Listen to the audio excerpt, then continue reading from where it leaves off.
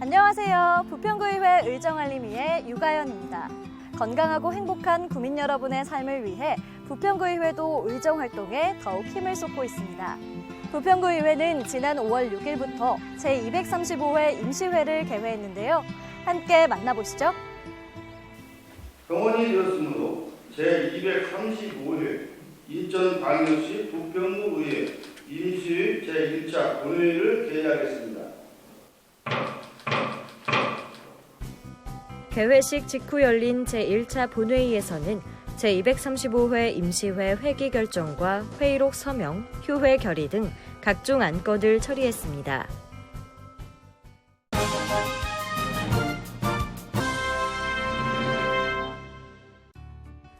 부평구의회는 지난 5월 6일부터 12일까지 각 상임위원회별로 2019년도 행정사무감사 결과 처리 상황 보고를 진행했습니다. 지난 5월 13일과 14일 양일간에는 구정질문을 진행했습니다. 행정복지위원회 소관 구정질문에서는 불법 수의계약과 관련해 부실조사에 대한 문제점이 제기됐습니다. 안녕하십니까. 부평 256동, 북의 1동, 일신동 지역구 의원인 이익성 의원입니다. 저는 이번 구청장과의 일문일답 구정질문을 통해서 부평구 다목적 실내체육관의 불법 수의계약과 관련된 부분에 잘못된 부분을 지적을 했습니다. 그동안 수년 동안 수의계약을 할 수 없는 부분임에도 불구하고 수의계약을 통해서 잘못된 행정처리를 해왔는데요. 이것을 확인했고 잘못된 부분을 시정하겠다라는 답변도 들었습니다. 구민들께서 저에게 부여해 주신 역할을 충실히 잘하는 그런 의원으로 앞으로 더 성실하게 노력하겠다는 말씀 드리겠습니다. 앞으로도 견제와 감시 그리고 책임 있는 행정이 이루어지는 부평구가 될 수 있도록 의회에서 성실하게 노력하겠습니다. 고맙습니다. 코로나19로 인해 경제적 어려움에 처한 예술인과 예술단체에 대한 지원 대책도 요구됐습니다. 학교 도서관 사서 배치율이 인천시 기초자치단체 중 최하위권에 속한다는 지적도 있었습니다. 한나라의 미래를 알려면 도서관을 봐야 한다는 말이 있습니다. 도서관은 단순히 책을 빌려주는 공간이 아닌 과거, 현재, 미래가 살아 숨쉬는 공간입니다. 부평구의 모든 학교에도 아이들의 미래를 만들어가는 공간인 도서관이 있습니다.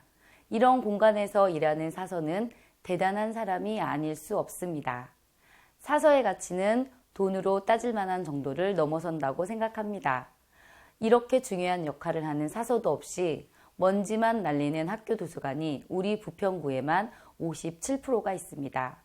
사람과 책을 이어주고 지식과 정보가 교류되는 아름다운 공간을 만들어가는 사서야말로 도서관에 꼭 필요한 사람입니다. 본 의원은 소관부서와 지속적인 협의를 통해 학교 도서관 사서 배치를 차츰 늘려가도록 노력하겠습니다. 불필요한 예산 낭비 등 행정재산의 재배치에 대한 적절성을 문제 삼는 질의도 이어졌습니다. 인원수에 상관없이 출산 장려금으로 10만 원의 상품권을 지급해오는 방식에 대한 개선점도 거론됐습니다. 통계청 자료에 의하면 대한민국은 2018년 학회 출생률이 재난급인 0.98로 2025년도에는 저출산 고령화로 인해 초고령 사회에 진입하는 것으로 나타났습니다. 그리고 부평구 인구와 출산수도 2015년 이래로 해마다 감소하고 있습니다.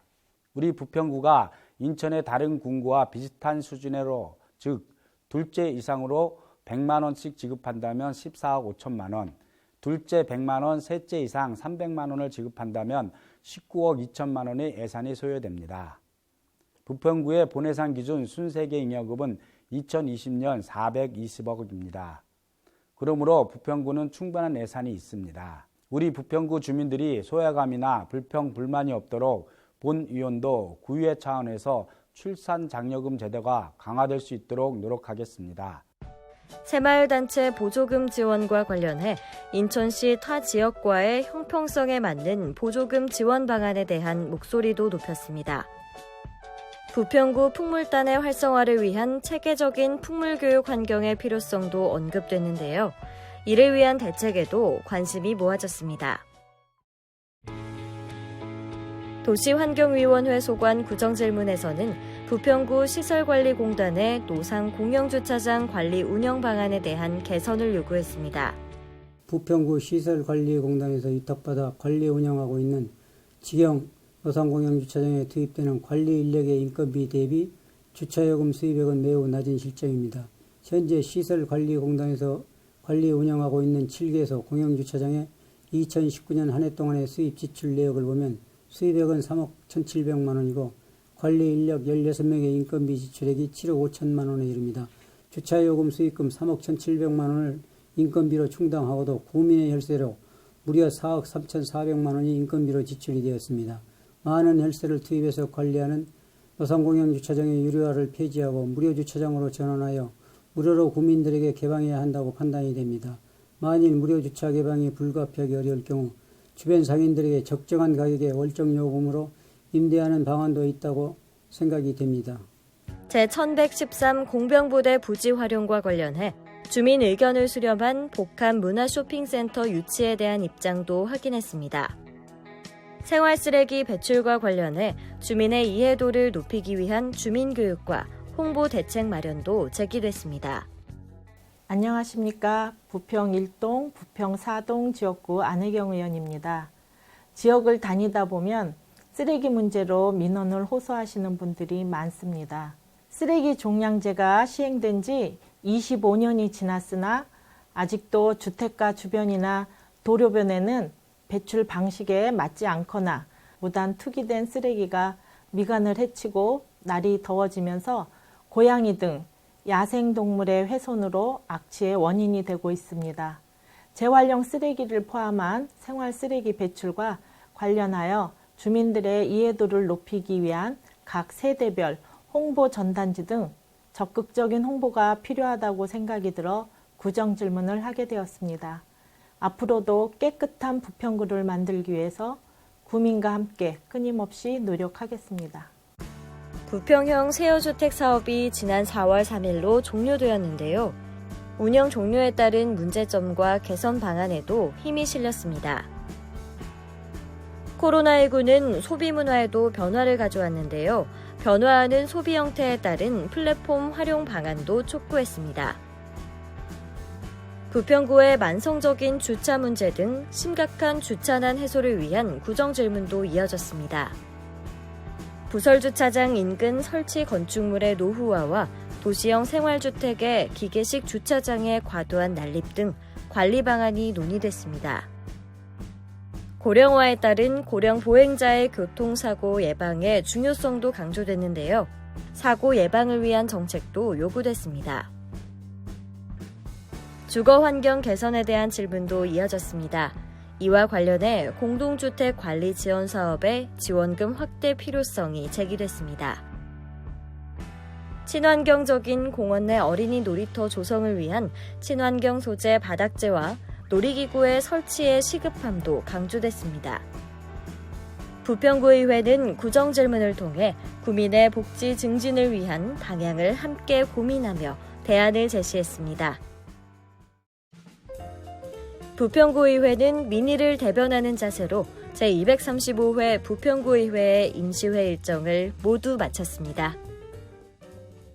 이상으로 제235회 인천광역시 부평구의 임시회를 모두 마치겠습니다.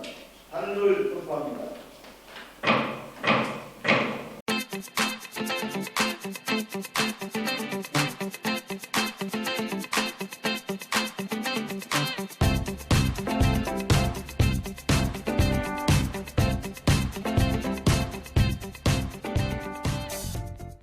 부평구의회는 앞으로도 주민의 파수꾼으로서 최선을 다하겠습니다. 코로나19 위기 속에서 싸우고 계신 의료진과 협조해주시는 구민 여러분, 진심으로 응원하고 사랑합니다.